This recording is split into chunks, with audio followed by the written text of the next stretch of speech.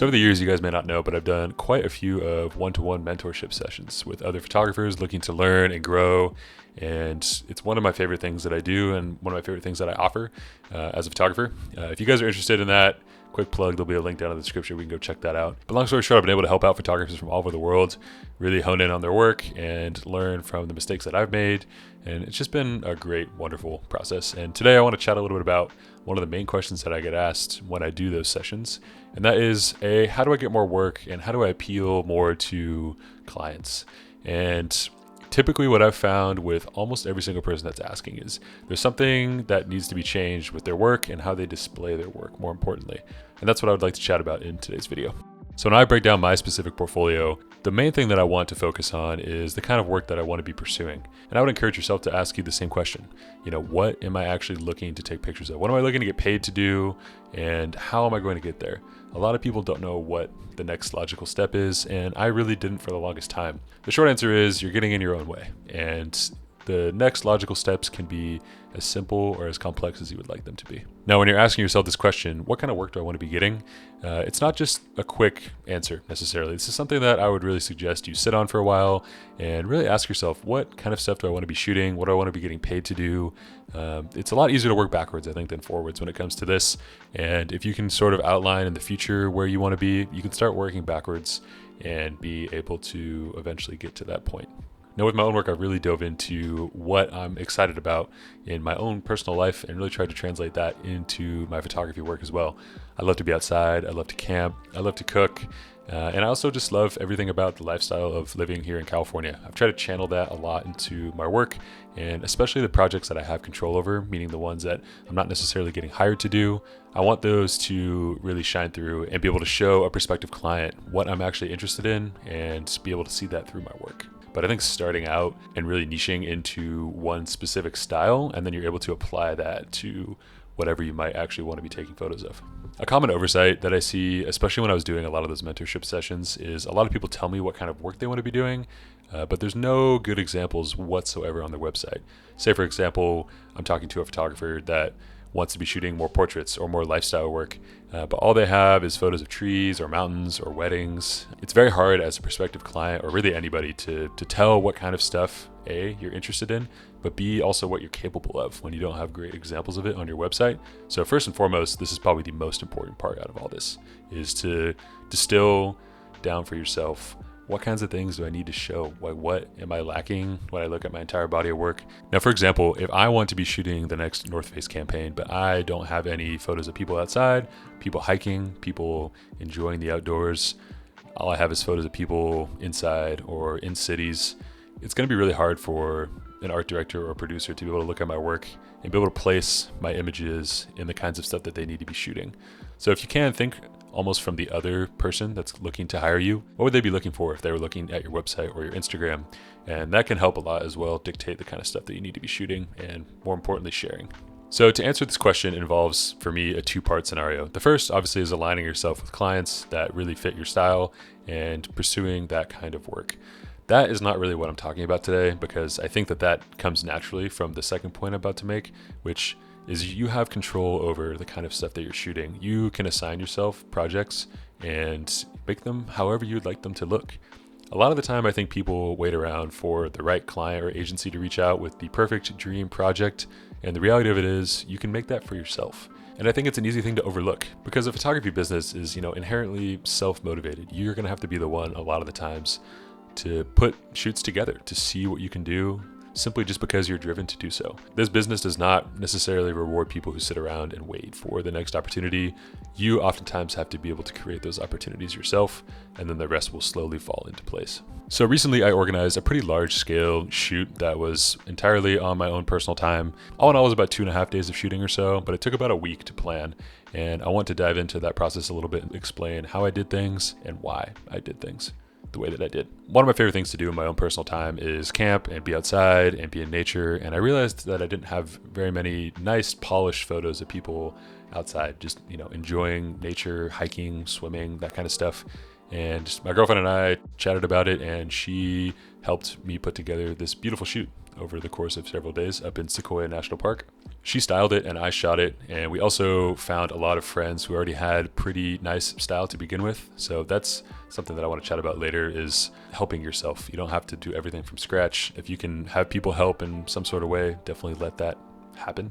In this case, we asked around, especially if people had extra camping equipment. We obviously have a ton between the two of us, but I wanted to have even more options just to make sure that we had everything that we needed. And then from a style perspective, we also wanted to make sure that everyone sort of fit together stylistically. And that's clothing, that's accessories, that's backpacks, everything down to hiking boots, swimsuits. Everything should look cohesive. And I think that that ultimately takes the bulk of the work before you even get started shooting. So in total, gas, food, the campsite, everything from the weekend cost me maybe around $700, give or take. And you can look at this two ways, as an expense, or more importantly, I think as an investment. And to myself, the best investment that I really can make is in my own career and my own photography work. And I felt like this was money extremely well spent. I feel like already, even after sharing several of the photo sets from the weekend, I'm so happy with how everything looks, and it really has elevated my outdoor presence. All in all, to me, no matter really how much money I'm spending, it's a win. I have great examples of the work I'm looking to do. I also have a fresh new body of work that I'm able to share with clients and over on my social media and website. And also everyone else is benefiting from this as well, which is another point I wanted to make. A lot of the people that we brought on to the shoot were people that also were interested in having photos of them outside. So I was able to kind of benefit everyone from this entire weekend, which helps a lot. So when I think about this shoot, the ultimate goal is probably the most important part, and that was to capture the essence of being outside. And whatever, obviously, activities and photos came along with that. I really wanted the weekend to unfold very naturally, and I wanted everyone to just feel comfortable, relaxing, do whatever they wanted. And we also wanted to make sure that we were kind of setting ourselves up for success, which is another really key point I wanted to make. So we shot a variety of different stuff: friends hanging out, swimming, camping, hiking, sitting around a campfire. This weekend was meant to be enjoyed first and foremost, but I also really wanted to bring the camera along and make sure that we got some great stuff, and we did. I think a lot of, especially lifestyle photography, if you can just let it happen and unfold in front of you rather than telling everyone specifically what to do all the time, your images will look a lot more natural compared to if you're just nitpicking every little movement. I found that this was really helpful to just give people a general direction for the day and just photograph everything else as it unfolded. This worked really well. Obviously, the style of this shoot was in my own. I really wanted to make sure that this felt like me in my images, the way that I like to shoot. And you should take that as well to the next shoot that you plan. Really apply your own specific style to it and put your own twist on things. Maybe you've never shot someone running before, or maybe you want to go shoot a chef somewhere. Put your own unique style on that, and that's going to be way more interesting than you trying to copy exactly what someone else has already done. I really try to do that with this shoot as well.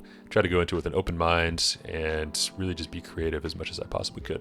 In terms of the equipment for this shoot, just one body and two lenses. I had the Fuji GFX 100S, which still is my absolute favorite camera, and the Fuji 32-64 and the 45-100. I also had the Profoto A10 flash, which is an amazing piece of kit. I definitely should do a video on that here at some point. It's essentially just a really powerful, small, compact flash that fits right in your camera's hot shoe. This thing is amazing. And between that and the two lenses, this is all I really needed for the weekend. I wanted to keep a nice, nimble kit, and I wanted to be able to kind of just be a fly on the wall for the most part, without having to switch lenses constantly. The success of this shoot, or really any personal shoot that you're putting together, I think lies in the pre-production.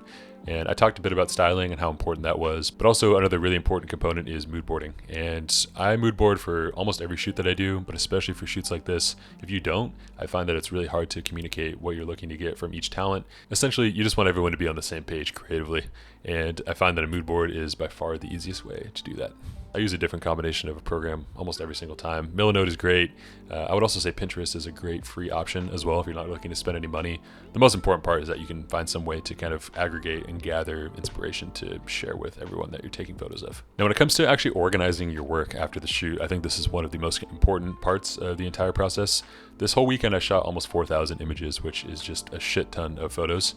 And I was able to organize and cull them down to just a few hundred of my favorites. And the first and most important part of this, I think, is your initial cull. And I use a program called Photo Mechanic for this. I was able to reduce the 4,000 images to around 750 that I really liked. I know it seems like a lot, but then I'm able to import these into Lightroom and do a second cull. And I was able to bring the total down to just about 300 photos. When it comes to the images that live on my website, I picked about 35 of my favorites. And the way you go about this, or the way that at least that I go about it, is you want to pick a nice variety of everything. So you're not looking to have 4 of the same kinds of photos. You're not even looking to have 4 photos from necessarily the same scene or the same person. You want to have a really great mix of everything, both wides and tights, which is why I think zoom lenses are so helpful for this kind of stuff. I was able to shoot some really tight scenes at 100 mil, and then I was able to widen out and shoot stuff as wide as 32 mil if I needed to. Now, when I'm in Lightroom, this is the best way to organize files, I would say, before you export them. I'm obviously looking for different buckets of images for both web, social. I'm also looking to organize stuff for all the different talent, so I can export different folders for them. And the best way to do this, I think, is to use the flagging system and also the color and rating system in Lightroom. Now, you can use these however you like, but the most important part, obviously, is to just rate and organize things based on the different categories of stuff that you're looking to use.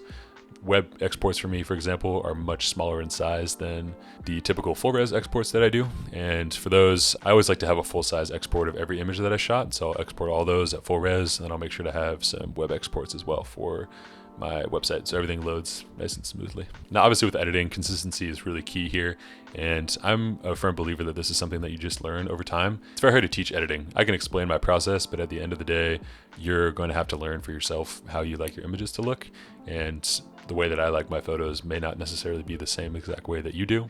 So it's great to really take an opportunity like shooting something like this to really hone your editing style and try to have consistent edits between the beginning and the end of the shoot. Now, I can honestly say this entire shoot was a huge success for not only myself, but for everyone involved. Obviously very appreciative of everyone taking their time to go up there for the weekend and really make some beautiful photos. If you guys would like to take a look at the full set, there'll be a link down in the description to my website where you can go take a look. Really proud of this work, and I'm going to be continuing to share this over on my Instagram as well. The shoot was exactly what I was looking for, and I'm hoping to do more shoots like this here in the future. Now, before this video wraps up, I did want to take a moment to thank today's sponsor, which is Squarespace, for sponsoring today's episode. Now, obviously, when I'm chatting about my website, Squarespace really is just the easiest way to organize all of your files, and especially gallery pages. You know, from this specific shoot, I was able to organize a gallery page in seconds. It's super easy. You can change things from the indentation to the size of the images, to even the aspect ratio. And I find that organizing gallery pages using Squarespace's tools is extremely easy. I have multiple different gallery pages in several different sections on my website for different travel projects and also paid and personal projects as well. And I suggest you guys do the same. Keep your work organized and utilize all the different tools that Squarespace has available. If you guys would like to check out Squarespace for yourself, there'll be a link down in the description to receive 10% off your first website or domain purchase. Thanks so much to Squarespace, as always, for sponsoring this video. Thanks you guys for watching. Hopefully you enjoyed this one. Take care.